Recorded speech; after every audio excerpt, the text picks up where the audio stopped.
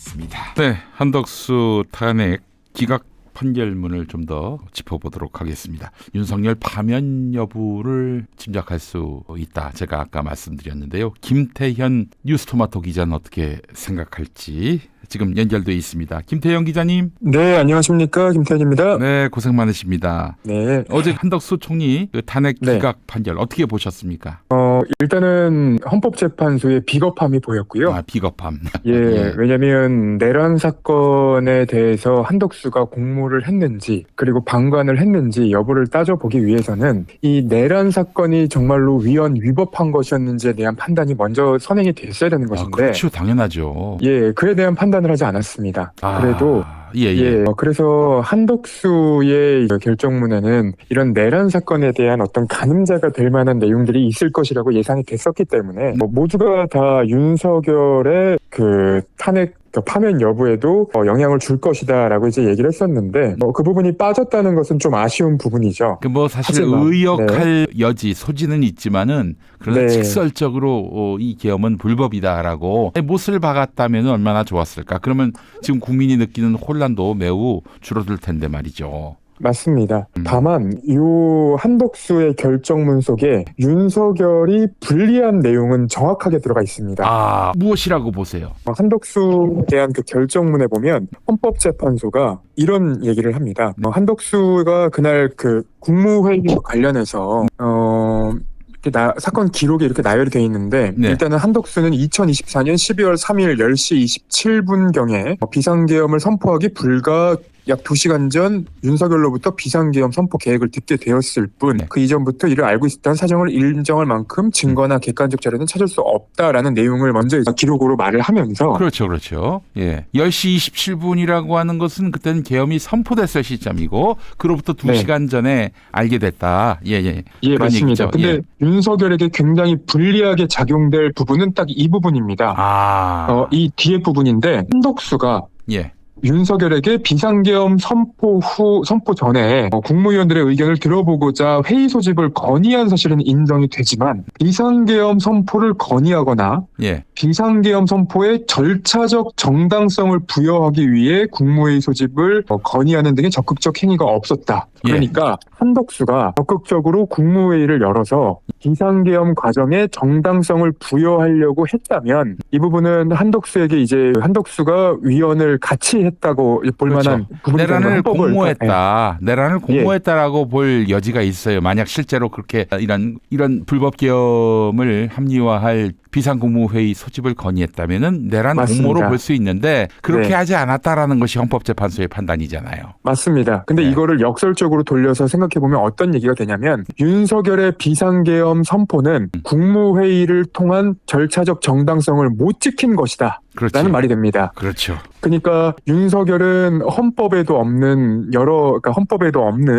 뭐 국회 해산이라던가 여러 그런 주장들을 하면서 이 국무회의라는 최소한의 절차적 정당성도 못 지켰기 때문에 윤석열의 헌법재판소 파면 결정에는 이게 굉장히 결정적으로 작용할 가능성이 높습니다. 그렇죠. 이미 그 표현 절차적으로 합리성을 부여하기 위해서 건의했다라고 볼 수 없다. 이게 이런 내용인데 그럼 결국에는 그건 절차적 정당성이 없는 비상국무회의였다라는 얘기예요. 그 얘기는 비상국무회의 자체가 윤석열의 그 비상계엄 선포를 절차적 정당성을 보강할 수 없다는 얘기가 되는 거니까요. 그렇죠. 그때 그 사람들이 모였든 안 모였든 윤석열에게는 불리합니다. 자, 이거 말고도 포고령에 그 정치활동 금지 조항을 1번에 넣었던 것이나 국회를 침탈한 것이나 선관위를 침탈한 것이나 이런 것들은 용서를 받을 수가 없는 그런 아주 중요한 내란의 증거들이란 말이죠. 맞습니다. 그리고 그 한동훈 전 국민의힘 당대표가 윤석열이 돌아오지 못할 거라고 생각하고 적어놓은 책을 썼다고 생각을 하는데 그 책을 보면 윤석열이 비상계엄 선포를 하기 위한 여러 이 이제 상황이 헌법을 망가뜨리기 위해 비상계엄을 선포했다라는 여러 이제 정황들이 보여요. 그 한동훈 책에 그 중에 하나가 한동훈이 윤석열과 비상계엄 직후에 한 면담에서 윤석열이 한동훈에게 국회를 해산할 수 있는데 내가 안 한 거다라는 얘기를 했다고 합니다. 한동훈 책에 그런 내용이 나와요? 예, 그런 내용이 나옵니다. 그러니까 윤석열은 애초부터 국회 해산과 관련된 생각을 갖고 있었다는 거예요. 의지도 있는 거고요. 예. 그래서 윤석열이라는 인물이 그러면 지금 많은 분들이 걱정하시는 것처럼 네. 헌법재판소가 윤석열에 대해서도 또 이제 그 약간 봐주려고 하는 거 아니냐. 그게 가장 큰 우리의 걱정, 고민거리예요. 그게. 맞습니다. 그 부분이 사실은 제일 중요한데 이미 나와 있는 그 탄핵소추안, 그러니까 최재 감사원장을 비롯해서 다른 검사들에 대한 그 탄핵소추 기각 판결에서 요 윤석열에 대한 판결을 엿볼 수 있는 부분들이 있긴 있습니다. 네. 그 중에 하나가 예전 이제 2004년도에 노무현 전 대통령의 탄핵소추안이 올라왔을 때 헌법재판소가 판단했던 가장 중요한 그 한 단어가 있는데 헌법과 법률을 적극적으로 위반하려고 했는가? 중대하게 위반하려고 하려 했느냐? 예.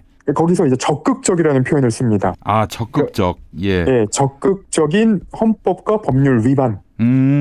근데 최재 감사원장 같은 경우에는 적극적인 법률 위반, 헌법 위반을 하려고 할 의지가 없었다라는 부분이 들어가 있고요. 하지만 돌려서 생각을 해보면 그러면 윤석열이가 시켜가지고 했다라는 얘기군요. 그러면은 예, 윤석열의 경우에는 이번에 한동훈을 만났을 때 얘기했던 것도 그렇고 네. 그리고 제가 지금 기사로 쓸 수는 없지만 여러 취재 과정에서 들리는 얘기로는 윤석열이 그 비상계엄을 선포해야겠다라는 말을 이번뿐만 아니라 12월 3일뿐만 아니라 그 전에도 구체적인 상황에서 얘기를 한 적이 있다고 하더라고요. 그게 이제 그때는 참모진들이 말려서 못했다 뭐 이런 얘기들도 나오고 있어요. 근데 이건 아마 윤석열이 힘이 점점 빠지면 빠질수록 더 나올 얘기들인데 힘이 지금 빠지는 게 아니라 석방 이후로 다시 힘이 붙는 것 같아서 좀 답답하고 암담하고 그리고 헌법재판관들이 지금 어제 같은 경우 인용 1, 기각 5 그리고 각하 2 이렇게 나뉘어졌는데 이 구도가 윤석열 파면 선고 때도 같으면 어떡하나 이렇게 염려하는 분들이 있습니다. 기자님 보시기는 어떠세요?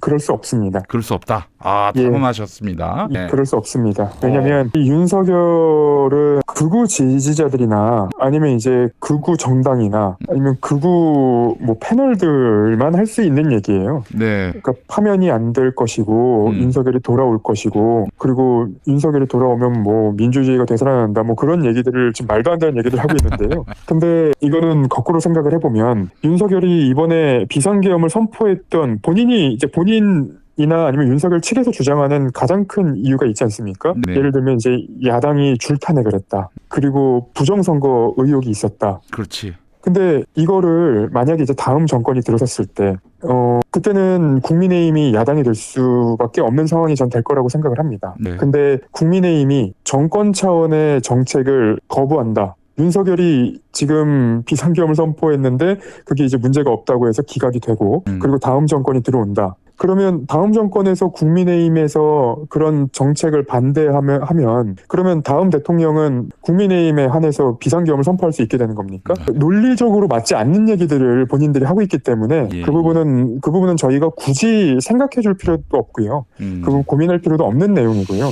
아, 온갖 지금 정보 보고 뭐 받은 글 찌라시가 돌고 있는데 김복형 재판관하고 정계선 재판관이 크게 다퉜다. 그래서 또 이런 받은 글도 있었어요. 그 사실은 원래 이제 8대 0으로 기각으로 가려고 했는데 정계선 재판관이 내 양심상 이거는 안 된다. 나는 인용으로 가겠다라고 하니까 김복형이 그럼 나도 그러니까 김복형이 아니라 그 조한창하고 정영식이 그러면 나는 각하로 간다 해서 이렇게 1대 5대 2가 됐다라는 얘기도 돌고 있는데 이게 근거가 있습니까? 근거 없습니다. 근거 없어요. 아, 그냥 누군가가 지어낸 소설이다? 예, 소설이지요. 지금 밖에서 얘기하는 사람들의 소스는 뇌피셜입니다, 다. 아, 뇌피셜. 생각을 해보시면 헌법재판소에서 그 대통령을 탄핵하는 중차대한 문제를 앞두고 누가 전화했을 때 예를 들면 제가 이제 김복형이라고 한다면 김복형한테 지금 내부 사정이 어떻습니까? 정계선이 내 말을 안 들어라고 얘기할까요? 아니죠. 아니면 헌법 연구관들도 헌법재판관들끼리 하는 그런 뭐 일종의 기싸움이나 이런 것들을 알 수 없는 상황이에요. 그렇죠. 근데 이 내용들을 그렇게 찌라시 형태로 돌려서 그런 모양새를 만들려는 의도를 생각을 해보면 결국은 정계선, 문영배, 이미선 이런 재판관들에 대한 흠집내기 내지는 그냥 헌법재판관들이 법리나 아니면 여러 절차가 아니라 개인적인 감정으로 판단을 하고 있으니 이건 믿을 수 없다라는 쪽으로 가려는 것 아닌가 저는 그렇게 생각이 듭니다. 알겠습니다. 자, 그렇다면 우리 김태형 기자님 여러 가지 네. 취재 상황을 종합해 봤을 때 윤석열 파면 선고 이번 주에 나올까요? 이번 주에 나올지 여부도 내일이 수요일이죠. 내일까지는 봐야지 알 수 있을 것 같습니다. 근데 1월 27일 목요일에 또 일반 선고가 있단 말이죠. 네. 근데 이제 한 주에 두 번을 초과한 그런 선고가 없다. 역대 네. 관행을 보면은 그렇기 때문에 금요일은 그냥 넘어갈 것이고 그래서 4월로 이 선고가 있게 된다면은 있을 것이다. 이런 예상이 나오는데 어떻게 보십니까? 일단은 논리적으로는 그 외형상으로는 그렇게 보는 게 틀린 말은 아닙니다. 다만 그간의 관례만 두고 볼 때 관례만 두고 생각을 해보자면 우리나라 대통령이 비상계엄을 선포해서 나라를 두 조각 낸 경우도 없습니다. 이게 시간이 길어지면 길어질수록 국민들의 피로감과 그리고 불안감은 높아질 수밖에 없기 때문에 그렇죠. 헌법재판소에서도 그간의 관행만 따질 것이 아니라 이번 주에는 결국은 그 결론을 내야 되는 상황이 된 상황입니다. 네. 그래서 다음 주까지 지켜봐야 된다는 예측들은 많이 나오지만 저는 그래도 이번 주에 나오지 않을까 기대를 하고 있습니다. 네, 4월 18일 넘어가도록 선고 안 하고 그러진 않겠죠, 설마. 그렇게 되진 않겠죠. 그러면 이제 헌재가 이제 폭파당하는 거예요. 그러면 이제 헌재가 정치적으로 판결을 했고 그리고 윤석열을 비호하고 있다라는 그리고 그간 그 윤석열이 내란 범죄를 저지르고 나서부터 공수처가 먹었던 욕 그리고 검찰이 먹었던 욕 이런 것들을 모두 포함해서 본인들이 다 책임을 져야 되는 상황이기 때문에 그렇게까지는 되지 않을 거라고 생각합니다. 예, 제가 앞서서 헌재가 폭파될 것이다 이 발언은 뭐 진짜 그런 상황을 예측하거나 뭐 조장하는 그런 게 아니라 이게 말하자면은 레토릭으로 수사로서 표현하는 겁니다. 국민들의 분노 신뢰가 때문에. 깨진다 뭐 이런 차원으로 해석하시면 맞습니다. 되겠습니다. 저희는 극우하고는 완전히 DNA부터 다르다는 점을 말씀을 드리고요. 자, 그러면은 지금부터 궁금한 지점은 이제 내일 26일 수요일 이재명 대표에 대한 공직선거법 항소심 판결이 나온단 말이죠. 검찰에서는 어떻게 전망하고 있습니까? 일단은 검찰에서는 여전히 구형을 했던 것처럼 유죄가 나올 거라고 당선 무효형이 나올 거라고 지금 생각을 하고 있는 것 같아요. 그 항소를 했으니까요. 근데 제가 이제 검찰 출신 변호사 이런 분들 수사 경험이 있는 분들을 취재를 해보면 이 사건은 그러니까 100만 원이 안 되는 70만 원에서 80만 원 정도 나올 사건이다. 네. 많이 나와봐야. 기본적으로 무죄일 가능성도 높고 무죄이거나 네. 100만 원 미만. 맞습니다. 100만 원 미만의 사건인데 이게 그 사건 내용을 잘 들여다보면 뭐 김문기를 모른다라는 내용 그리고 김문기랑 골프를 친 적이 없다 뭐 이런 내용들이 지금 재판에서 다뤄지는 건데 그게 우리나라 선거 수사의 기본 원칙은 입은 열고 지갑은 닫는다거든요. 그러니까 기본적으로 선거 과정에서 이게 당선을 위해서 좀 과하게 얘기하거나 아니면 정확하게 얘기하지 않은 것에 대해서는 처벌을 거의 하지 않아요. 수사도 제대로 이루어지지 않고요. 근데 이재명 대표에게는 좀 과할 정도로 수사가 진행이 됐죠. 네. 그래서 검찰이 이 정치적인 검찰이라는 비판을 받을 수밖에 없는 지점도 있고요.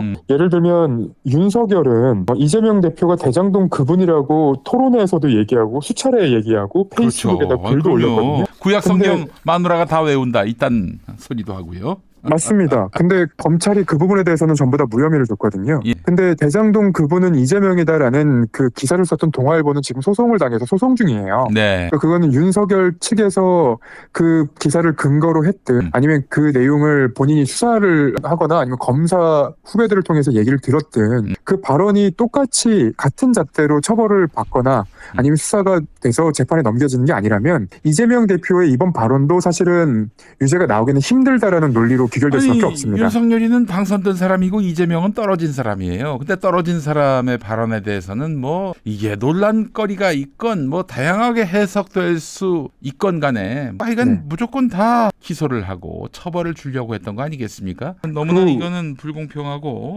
이 법이 결국 승자를 위해 봉사한다라는 느낌을 갖게 만듭니다. 예. 맞습니다. 그 선거법상 허위사실 유포 같은 경우에는 당선 목적의 허위사실 유포보다도 낙선 목적의 허위사실 유포를 더 강하게 처벌을 합니다. 근데 윤석열 같은 경우에는 이재명이라는 인물을 떨어뜨리기 위해 대장동 그분은 이재명이다라고 얘기했는데, 그렇다면 이 부분이 실제로 이재명 대표가 낙선을 하지 않았습니까? 네. 그러면 윤석열의 발언이 더 과하게, 더 중하게 다뤄질 수밖에 없는데, 당연하죠. 우리 검찰이 잣대가 너무 이제 오락가락한다는 거죠. 법리와 상식으로 보자면은 뭐 내일 당연히 무죄가 나야 할 텐데, 우리가 법리와 상식대로 대한민국이 돌아간다고 하는 그런 믿음이 없기 때문에 참 마음이 많이 쓰리고 염려가 됩니다. 자, 김태형 기자님 말씀 잘 들었습니다. 고맙습니다.